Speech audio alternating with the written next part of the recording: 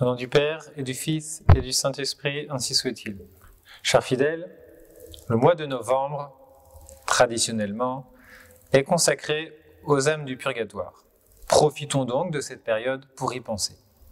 Les hérétiques protestants nient l'existence du purgatoire. Pour eux, il n'y a après la mort que le ciel et l'enfer. Et pourtant, c'est une certitude qu'il existe un état intermédiaire. Dieu nous a révélé l'existence du purgatoire. C'est un dogme de foi défini par l'Église. Déjà dans l'Ancien Testament, nous voyons les frères Maccabées collecter de l'argent pour offrir un sacrifice expiatoire pour les défunts, afin qu'ils soient délivrés de leurs péchés. Et la Sainte Écriture ajoute, c'est une pensée sainte et pieuse de prier pour les défunts. Or, les élus du ciel n'ont pas besoin qu'on prie pour eux. Quant aux damnés, ils sont en enfer pour l'éternité. Donc, les prières pour eux sont inutiles. Par conséquent, s'il est bon de prier pour les morts, c'est qu'il existe un état intermédiaire entre le paradis et l'enfer, un lieu de souffrance et de purification. L'existence du purgatoire est logique si l'on comprend les effets du péché dans l'âme. Après nous être confessés avec une sincère contrition, la faute est pardonnée par Dieu, elle est entièrement effacée, mais il reste une peine à expier. Et si elle n'est pas expiée ici-bas, alors elle doit être expiée dans l'au-delà, après la mort. Au purgatoire, les âmes souffrent. La peine principale consiste dans le retard de la vision béatifique. Ces âmes désirent de tout leur cœur contempler Dieu face à face, mais elles ne le peuvent pas encore. Elles doivent attendre, et cette attente est douloureuse. En plus, le feu brûle réellement au purgatoire, un peu comme le feu de l'enfer. Saint Augustin dit même que les peines du purgatoire sont plus pénibles que tout ce que l'homme peut souffrir sur la terre. Si une personne meurt avec seulement quelques légers péchés véniels à expier, son purgatoire sera très rapide. Mais si la peine est lourde, il lui faudra peut-être souffrir au purgatoire de longues années. Cependant, les âmes du purgatoire sont aussi remplies d'une immense joie. D'abord, parce qu'elles sont en état de grâce, et donc elles aiment Dieu par-dessus tout. Ensuite, parce qu'elles ont l'espérance. Elles sont absolument certaines qu'un jour, elles pourront entrer dans le ciel pour l'éternité. Et cette pensée est très consolante et réjouissante. Cette pensée du purgatoire, pour nous, a deux effets salutaires. Le premier consiste à vivre ici-bas de telle sorte qu'à notre mort, nous puissions entrer directement dans le paradis sans passer par le purgatoire. C'est possible.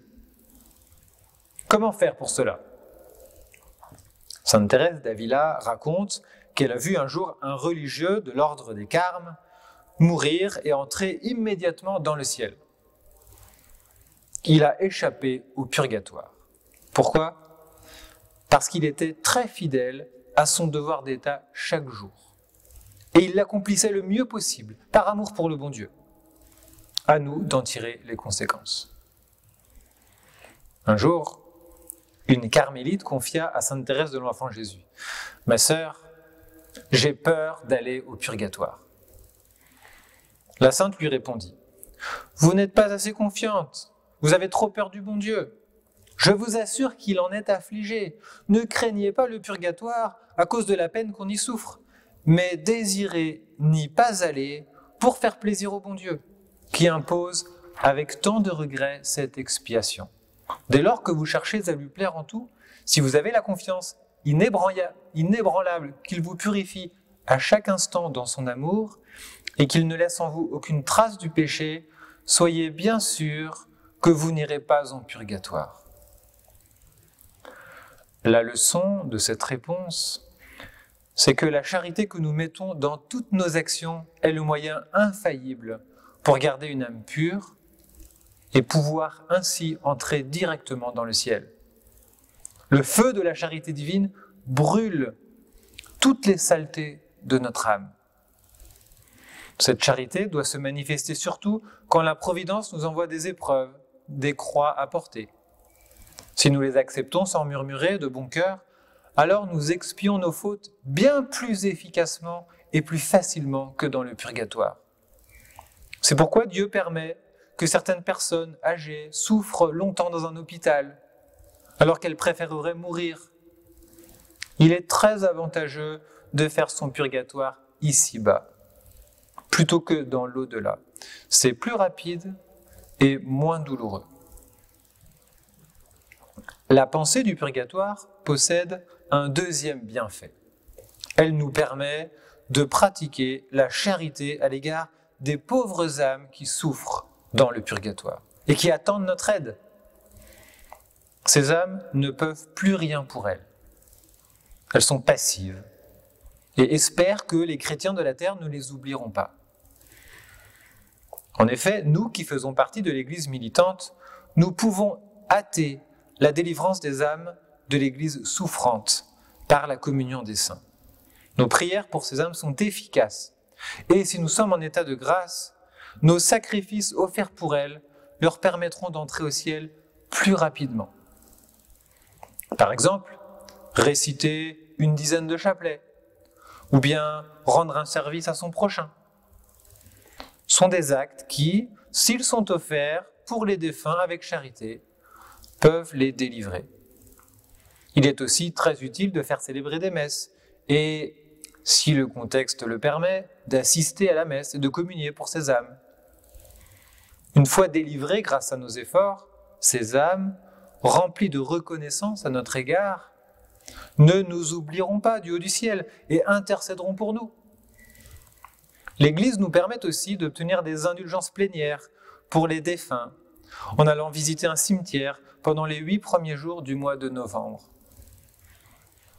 C'est un devoir de charité de penser à nos morts. Ils souffrent beaucoup et nous pouvons facilement mettre fin à leur souffrance et leur ouvrir les portes du ciel.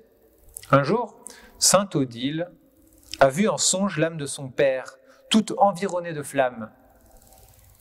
Le père de sainte Odile s'était repenti de ses nombreux péchés avant de mourir, mais il n'avait pas toujours vécu en bon chrétien. Il était donc dans le purgatoire. Sainte Odile s'est mise aussitôt à prier avec beaucoup de ferveur et à offrir de nombreux sacrifices pour le repos de l'âme de son père. Et quelques semaines plus tard, elle l'a vu de nouveau en songe.